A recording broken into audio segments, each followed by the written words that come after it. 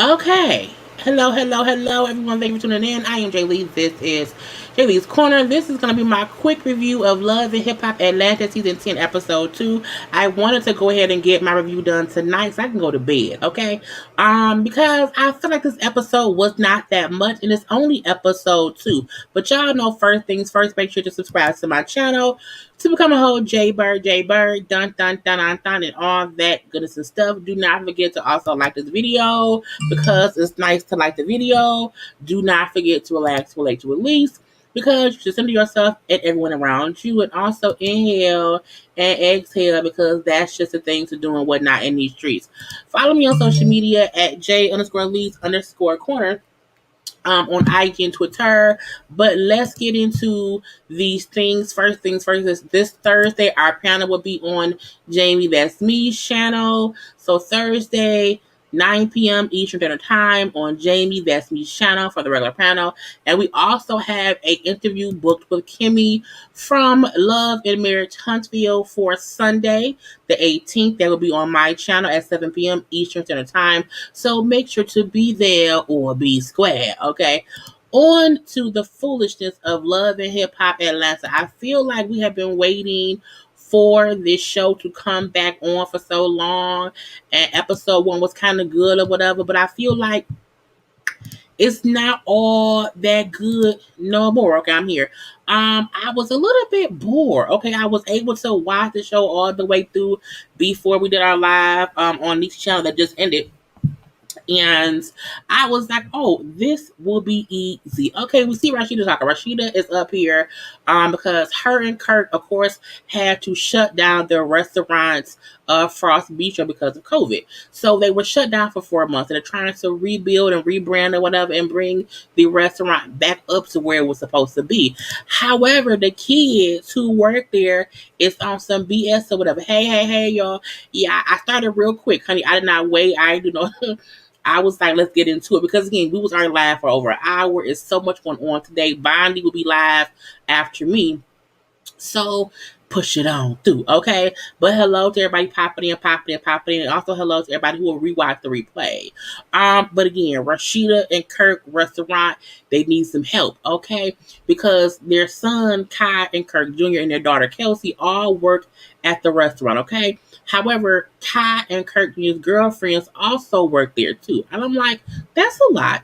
That's a lot of kids working at the same place at the same time. I don't know how that's supposed to go. So turns out the girlfriends, boom, got into a fight. Okay, so you got the girlfriend in the orange and the girlfriend in the pink. So one is Kai's girlfriend, one is Kirk Jr.'s girlfriend. And in the middle, you have Kelsey, who was, Kirk and Rashida's daughter. So the two girlfriends started fighting. For some reason, Kelsey jumped in it. So now the siblings are beefing because the girlfriends fought and I'm like, this is just messy. I would not want to go to any restaurant where the kids and the kids' girlfriends is up in there fighting. I'm like, not the staff, the owners of the restaurant's children is crazy, whatever. So I don't get. It's just it's messy. It's really messy. So we have that conversation. We then see Kirk. Kirk goes to talk to their accountant because again he wants to know what the money look like. Okay, how is the money going? And the accountant tells him y'all are about a little over $1 million in the red. I'm like, not $1 million, over $1 million? A whole million? Yes, a whole million. So he brings up how the restaurant has like a whole bunch of overages and stuff, even how a lot of the food be spoiling because it'd be left out or whatever. And they need to handle that so they're not wasting money on buying food. And the fact that Kirk thinks, oh, well, the kids work there, and I would think that the kids would be the ones to make sure that the food does not. I'm like, but the kids don't care, and I get that he wants the kids to care more than he care, but I'm like, that's not gonna work. They're not gonna care as much as you care because it's just no ma'am, no sir. So, but he also knows they have to do something different to make sure the restaurant does not fail. You can't hire your kids and their girlfriends if they not mature enough to be actual employees. But I'm like, that's on them. Like I would not hire my children as management, especially when they are not. no experience. It's stupid. It makes no sense. Okay, but I'm gonna leave that be. The economic bug does bring up how they can recover from this. Like we can fix it. We can get out the red, but you have to make some choices again. Your kids is fucking up your business. Fire their ass. Okay. Now we then meet Amaretta. Where's she at? Boom. Okay. Amaretta is her first season, and she's a little rapper and everything. And she's a gorgeous little girl or whatever. And she brings up it wasn't much to her either. She just brings up how she needs management now. She's been out here working her little ass off and, trying to put up her name. I guess she's popular now. I don't know her, but people do. And, she brings up how I have a tomboy style. And so the reason I don't have a manager is because the ones I be picking or whatever, they want to make it seem like I'm like a girly girl with blonde hair and with heels, and I want some gym shoes and my dark hair. And I'm like, I'm happy she know who she wants to be, and she's not allowing anyone to change her image based on what they think should pop. I'm like, no, girl, be you, okay? So we do see her and young baby Tate are cool or whatnot, but to me that wasn't anything much to see. But they're both new and young artists or whatever, and it's good to see them, being friendly with each other. Now, she brings up how her mom was her manager before, but that did not work out. Mainly because her and her mom have kind of a strange relationship because she feels some kind of way about her childhood.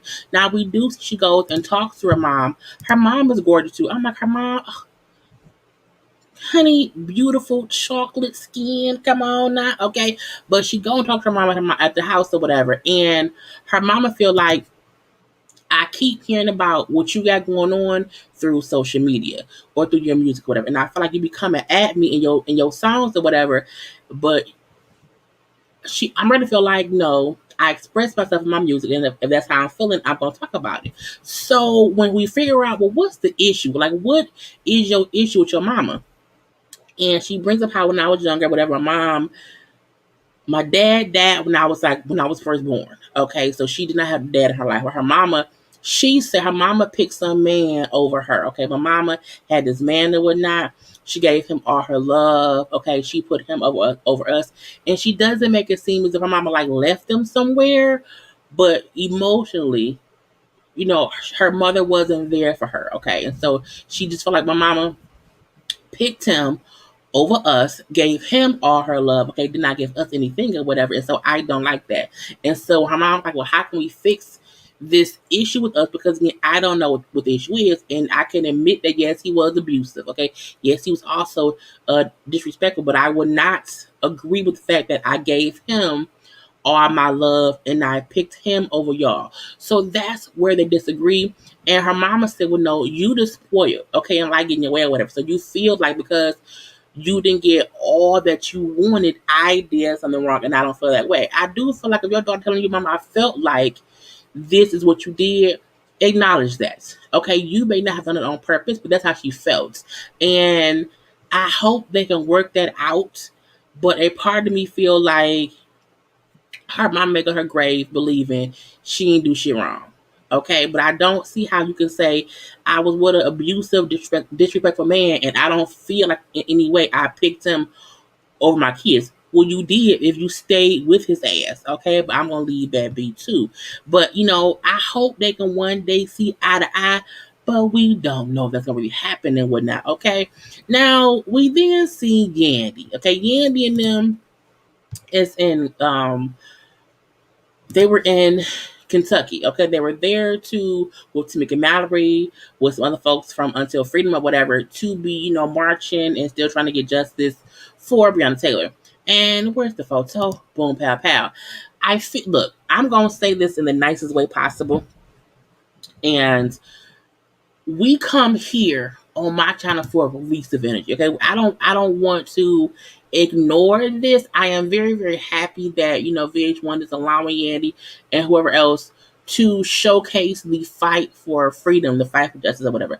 I'm not going to review that on my channel because I feel like it brings back so much painfulness with us or whatever.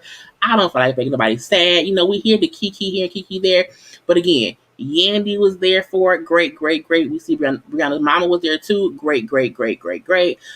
We also see how they were talking. Great, great, great, great, great. We know that Mendici is on probation. And so his thing was, if some shit pop off, I have to kind of walk away, because if I get, that's a parole violation for me if I, come in contact with them. So again, I'm very happy that this is on the worldwide television of it all, but I'm not going to review or talk about this in my reviews. Not that I feel like it doesn't, need, to be talked about, but I feel like it should be on the show, but I don't want to have to talk about it each review, because, that's not my zhush, okay? But we do want freedom. We do want, just, we want all of that, but we also want to talk about some bullshit. Carly came. Okay, Jock was there too. Okay, I think Carly looks surgical. I'm gonna say that. Jock, I do not like the material of your outfit. I'm gonna leave that be as well. We see, young Jock and Mike Sean, who also worked with Until Freedom, and Mendices walking around just chit chatting about, you know, um, you know, death, life, justice, making a change, all the things that we know they are marching for. But again, I don't want to, have, I just, right, it's very triggering. So, I'm like, I don't want anyone to feel as if, oh, I can't believe she ignored it. I'm not trying to ignore it, but I feel like, let me address it one time and say, anytime they have anything to do with the marching, I'm not going to review that portion of the show. If that's Yandy's whole thing this season, that's fine. Again, I'm happy it's on the show. I don't want to review it. Okay, anyway, let's move on. Erica Mena. Okay, Erica's at the house with her sister, and we find out that she's pregnant. Okay, now I told y'all the last episode, well, first episode, that Carly's face is lopsided. I can't deal with y'all. No, wait, is it lopsided, Jesus? Now this season lopsided. Y'all ain't right. I think whatever work she's had has kind of settled a little bit, and she's trying to see what's going on, but we're gonna leave that be too. But back to Erica Mena. So Erica Mena, that's her older sister, who's there with her, because again, as we know, Safari ain't around that much. And Erica is telling her sister that she is 23 weeks pregnant with their second child. And now I'm like, no one knew that. The last episode I told y'all she looked pregnant. I'm like, so we clearly, and the fact that we know she's pregnant now, look like she was pregnant then. So like, are we ignoring it or whatever? Because Erica is, she's a small girl. Anyway, she brings up how, when me and Safari is not doing too good, you saying thank you for being a sister, and saying because he wanted me at first, he begged to be with me, he wanted to marry me, had kids, and we then got married, had kids, and now he don't want no more. And I feel like he on some bullshit or whatever, leaving it all on me after, not making me, but acting like this is what you wanted. And I was like, well, there could be some bullshit. I heard that, but I'm gonna look into it, but I don't know how accurate that is. That's why I'm not gonna discuss it.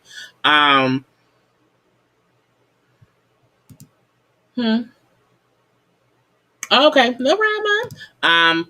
But yeah, I feel like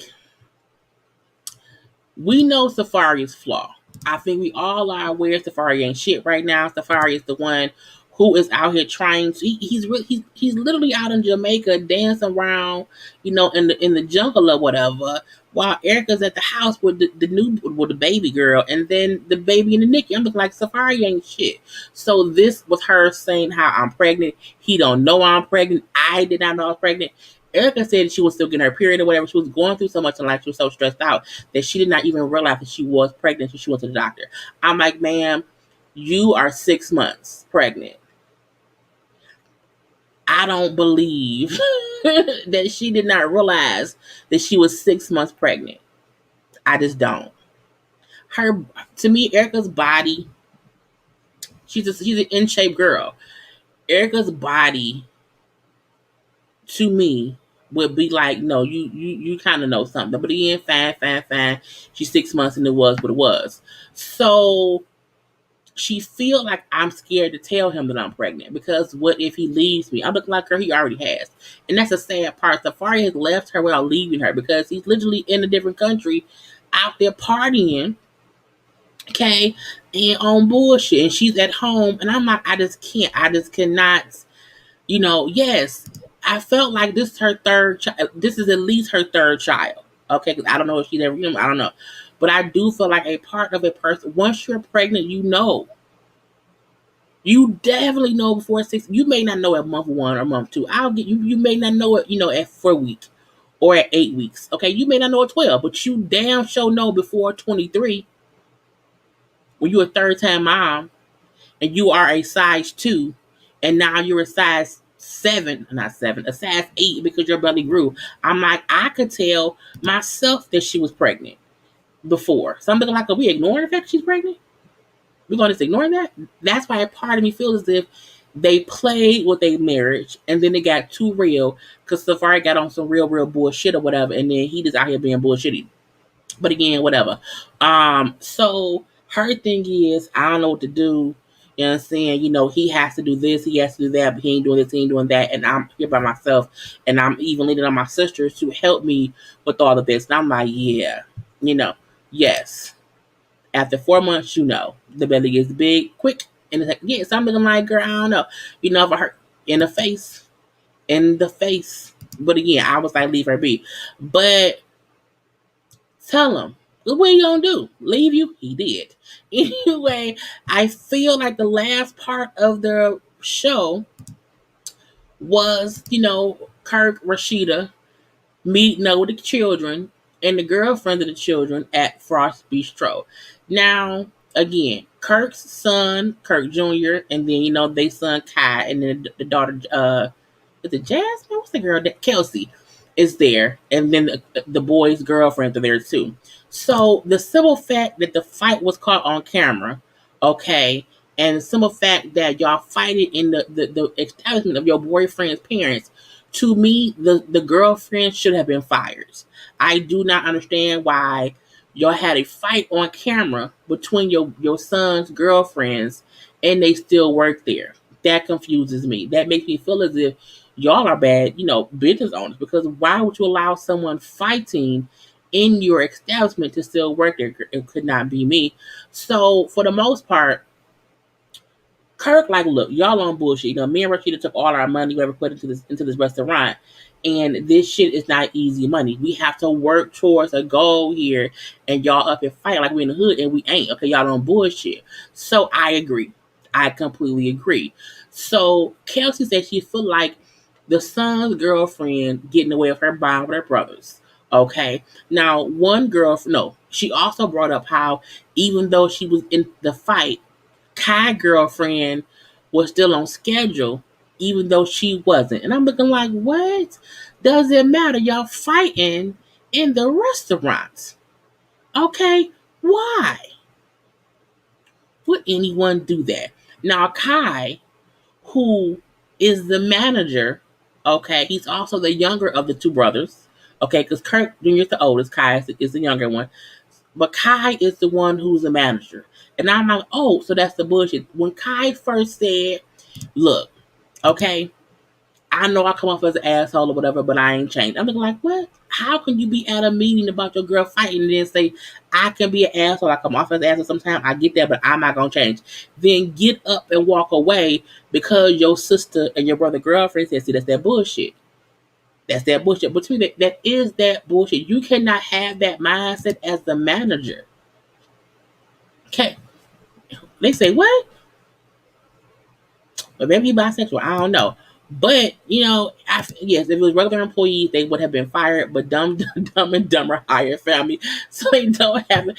It's weird to me. I would never hire family who would then, bring down my business. Like, why would I do that? It doesn't make any sense.